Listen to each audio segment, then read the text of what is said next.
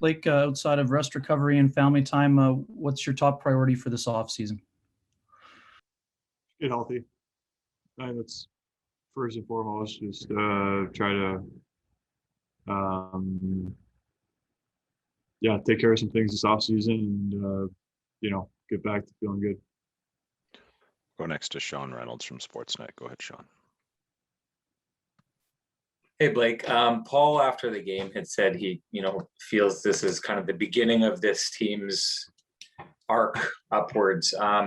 For a lot of us on the outside, it looks like that arc started in 2018 and has maybe faded a little bit or stalled.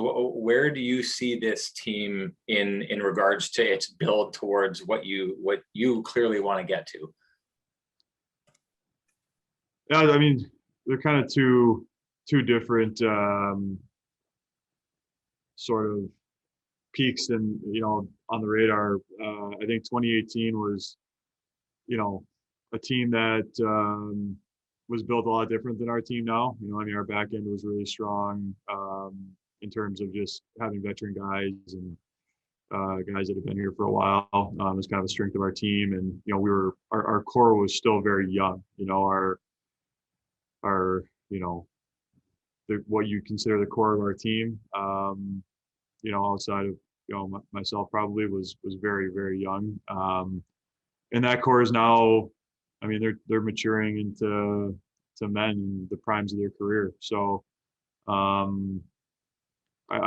think that those 2 years, the back-to-back years, were those were probably very real chances to win it all. I think our team this year, we have a lot of the makings of what it takes to win it all.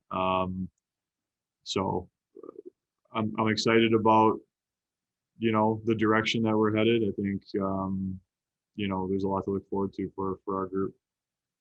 We'll go next to Jason Bell from the Winnipeg Free Press. Go ahead, Jason.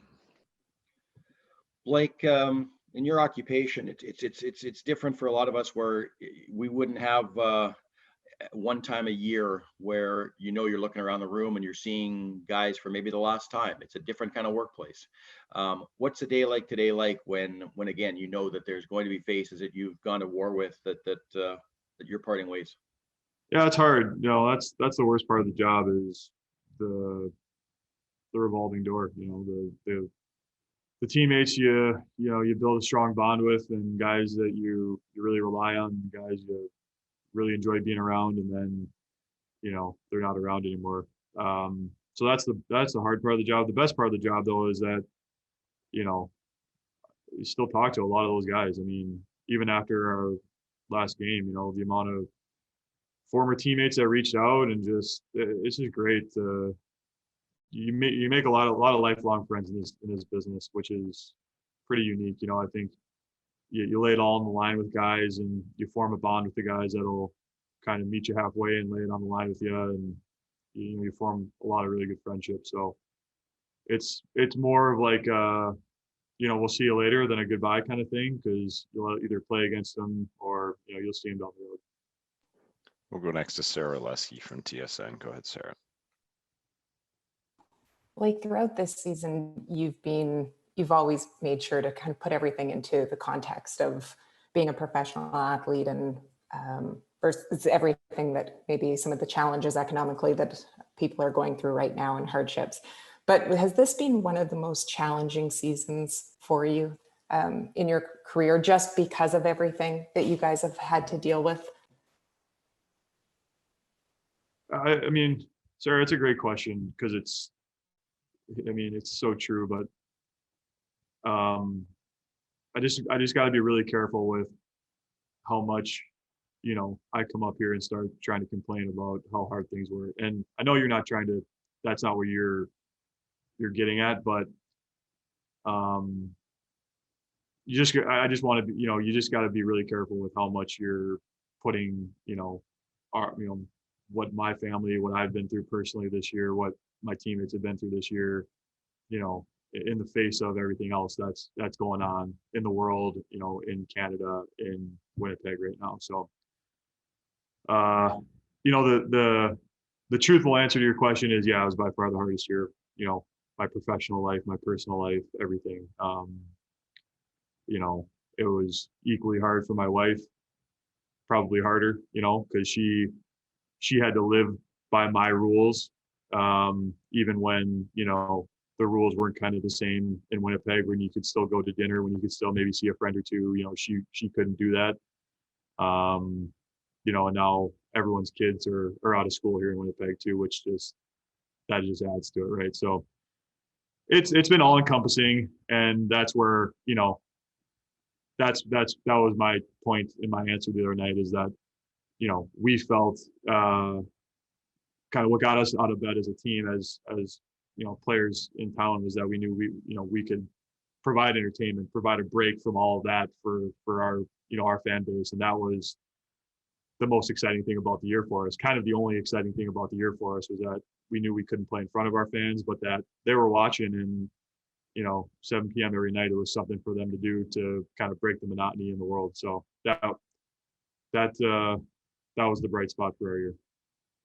I'll go back to Sarah for a follow-up. Go ahead, Sarah. Blake, I just want to ask, when you said that one of your priorities for this summer was to get healthy, is it anything that would keep you out of training camp, or is it or just minor things? I don't know yet. And, you know, it's not, one of my biggest pet peeves is when guys get up and, you know, after the season and start talking about how all their injuries, you know, everyone in that room is playing through something right now. I'm no different. So, getting you know, some things looked at, and then just kind of take it from there. We'll see. We'll go next to Paul Friesen from the Winnipeg Sun. Go ahead, Paul. Thanks, Gregor. Blake, thanks for giving us something to write about. Appreciate that this year. How far do you think your team is away from being the contender for a cup? Well, I think we're already a contender, right? I mean, you get into the final 8 of 31 teams, you're in the conversation. I think that, like I said, you know, kind of the hardest part is formulating a core group of players that you believe are, you know, the identity of your team and the guys that can push you over the hump. And I think we have that. I mean, that's a great step in the right direction. I mean, you know, starting with our goaltender, and then, you know, working around to some of the guys that are now, you know, kind of getting to their mid to late 20s. I mean, that's a group you can get really excited about. So now it's just supplementing, you know, just trying to, and that's, you know, in a flat cap world, that's going to be Kevin's kind of challenge this summer, is how do you fit the pieces in to kind of, you know, push that core over the top. And I guess that's what remains to be seen. Just a couple more for Blake. We'll go back to Ken Weeb from Sportsnet. Go ahead, Weaver. Blake, you've been Paul Maurice's biggest backer. Why is he still the right man to lead this team moving forward? I've been on teams where, you know, the coach has lost the team and the message isn't being received, and guys roll their eyes every time he says something. And I mean, that's just never happened with Paul. You know, I think, you know, his message is still received. I think the guys, you know, have just a ton of respect for him, because he's first of all a good person and a good man, and he treats us as people. And so I think in some respects, you know, the way Paul handled our team this year was almost as good as he's ever been. I mean, you know, I felt a lot of the decisions he made, whether it be line combinations or what have you, were right on. You know, I think his feel for our team was really good this year. So, you know, there's a lot of coaches that haven't won playoff rounds, you know, and you know, to win a playoff round, you know, this year, it's not our goal, but there is still some kind of accomplishment in that. And, you know, he would never acknowledge that, because it's not what we're in this business for. But big picture wise, to, you know, make the playoffs, win a round, you know, you just have to kind of keep that in perspective and take the positives out of that. Final question back to Sean Reynolds from Sportsnet. Go ahead, Sean.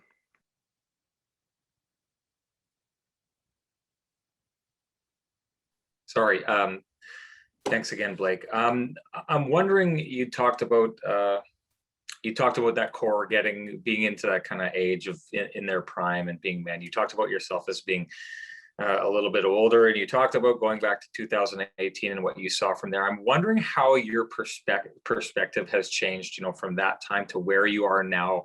You wear your heart on your sleeve when you're talking about winning the Stanley Cup. I know it's your ultimate goal. I know there's probably not anything in your career that you care about more than that. So how has your perspective changed over those years as far as the urgency that you may be feeling in achieving your goal?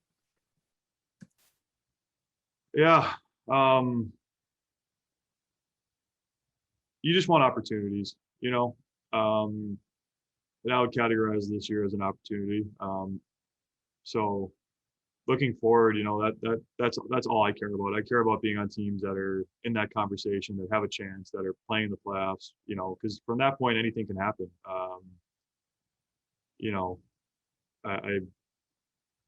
It's so hard to win. And even, the teams that come into the playoffs as the favorite, or the teams that everyone's, thinks are going to win the Stanley Cup, it never works out that way. The bounces, hot goaltending, all these little factors play into it. And, my perspective is that basically what I've always done here. I'm going to give everything I have to this team in this city for the rest of my career here, and I hope that ends with our team raising the Stanley Cup. But there's only so much you can control. You can control your effort, your attitude, how you treat people. I'm going to do that every day, and like I said, I believe that that's going to get this group over the hump, and we are going to win. But at the end of the day, you don't know. You just don't know what's going to happen. So I'm just looking forward to hopefully having more opportunities in the future.